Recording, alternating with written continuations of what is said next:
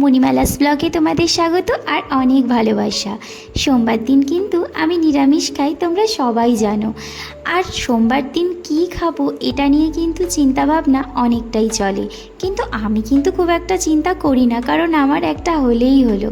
যাই হোক, সেদিনকার কিন্তু দিনমানে নিরামিষটা মোটামুটি ভালো খেয়েছিলাম, কিন্তু প্রচণ্ড গরমে দেখি আমার খাবারটা নষ্ট হয়ে গেছে। তাই জন্য চটপট করে মা বেগুনটাকে কেটে ভালো করে নুন হলুদ মাখিয়ে রেখে দিয়েছিল, আর আমি গরম ছাঁকা তেলে বেগুনটাকে ভালো করে ভেজে নিয়েছিলাম। আর গরম গরম ভাত, গরম গরম বেগুন ভাজা, আর সঙ্গে ছিল ঘি আর একটা কাঁচা লঙ্কা, আর সামান্য নুন দিয়ে নিয়েছিলাম। এই হলো আমার রাতের ডিনার। তোমরা কারা কারা আমার মতো এরকম খাবার পছন্দ করো আমাকে কিন্তু কমেন্ট করতে ভুলো না। কমেন্টের সেকশনটা যেন এরকম কমেন্টে ভরেই যায়।